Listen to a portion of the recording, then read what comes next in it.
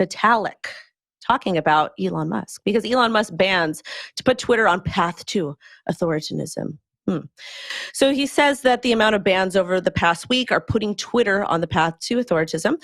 Vitalik said Musk has been using a strategy he calls central planning as overfitting, claims Elon is creating a policy to fit around his personal views on a very specific situation. And this came after the Elon Jet account was banned, the account that tracks Elon's private jet. Flight trackers are all publicly available info, and reposted it, which is legal in the US. So before I give it to you guys for your thoughts, I just have to say I don't like the idea of doxing in any way, shape, or form. I don't care if the information is perfect or is public. If you own a home or you own property in the United States, your information is public, and that's not really anybody's business, especially for putting people's families in danger. I don't like it. I don't support it. I know we're trying to operate in a true decentralized economy, but I just don't think that it's okay any way, shape, or form. Who would like to discuss this and how it relates to Vitalik? Will? I got you. I actually have a little pushback on the story. So the context here is Elon has been making a lot of changes ever since he became the head of Twitter. And he's been making them very fast on the go, and it's been upsetting a lot of people, and rightly so, right? He's been banning some accounts, including high-profile journalists who've been tracking him. That's not going to go over well. People have been waiting for him to do something, for him to mess up ever since taking over Twitter. And I think this falls under that criteria, right? If you start banning people who don't like you, well, it looks very authoritative. It looks Kim Jong-un-esque, even though if it's just Twitter, we're not talking about a rogue nation state, we're just talking about Twitter, people are going to throw that comparison out there because you're banning your opponents.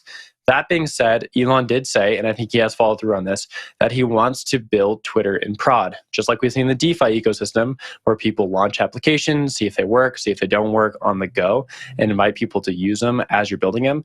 Elon's sort of doing that at the same time with Twitter. They've been rolling out some features, they've been changing things on the go, and that's what he said he was going to do. So it hasn't been shocking to me to see these sort of ruffled feathers, because that's what he was planning to do all along.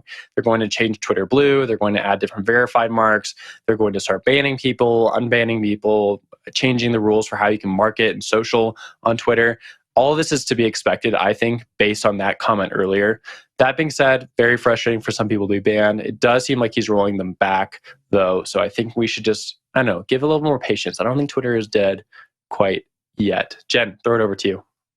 I hope Twitter is not dead quite yet. It is a toxic place, but I do enjoy spending most of my time there. I think that we forget that this is how Elon runs businesses. He runs SpaceX like this. He runs Tesla like this. This is not new for how Elon behaves in a business setting, and it has worked for him in the past. I do juxtapose a lot of the decisions that he's made recently, especially when it comes to, advertising third-party social media accounts on there. So recently, Elon says, you can't promote your Instagram on there. You can't promote your TikTok on there. You can't put the link in the bio. And you also can't use any link aggregating services like Linktree.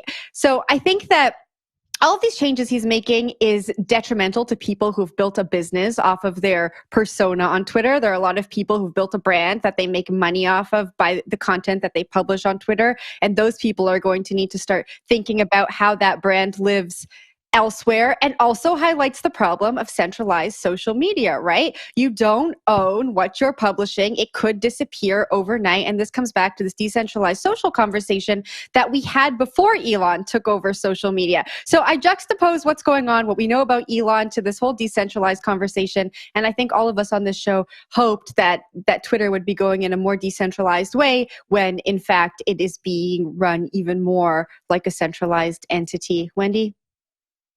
Well, when we came out with the new news about the updated terms of services about posting outside links to other social media platforms, people didn't like it. So Elon Musk said, okay, we're not going to do it. I made a mistake. And it's very interesting that Vitalik is critiquing him, because Ethereum is still technically in production, as we just moved over from proof of work to proof of stake. And we don't know exactly how it's going to hold up and how it's going to work. We were promised all of these things, and then things changed again. So it's very interesting seeing this type of critique from Vitalik. I personally think it's interesting the way that Elon Musk is running the platform. He's very transparent in it. If there's enough backlash, enough people chattering about something, he'll kind of, revise that decision that he made. So overall, I think it's very interesting. And I've never seen a CEO or founder of a company behave this way and actually kind of care what people are saying and making changes. So is it good? Is it bad? I don't know. It's kind of entertaining to watch. Zach? I'll tell you, it's bad and it's dumb. It's hypocritical for someone to come in and say this is all about free speech and then go and ban reporters for simply doing the work of reporting. It's not about doxing one's location. It's about talking about something that some guy doesn't like to be talked about. It's absolutely silly and dumb. And as it relates to doing this thing and out in the open, let's hope Elon Musk abides by that. He put up a poll saying, hey, should I step down as CEO of Twitter? The poll said yes. He said he would abide by those results. So if our logic is to be believed that he's running this thing in prod in some good faith way, which I don't think this is a good faith way, then he's gone and someone else is going to run it. So we can stop talking about Elon, talking about Twitter all the time because he's gone. He's gone. I'm going to abide by the results of this poll. It's been real, Elon Musk. Thank you for running Twitter for the past week and doing all sorts of crazy stuff that makes zero sense and is highly hypocritical. The old crank journalist coming out. Zach, I love The it. thing is, he's just going to change the title from instead of head to Twitter to like captain of Twitter. So he's gonna whatever the decision is, he's gonna absolutely troll everybody. So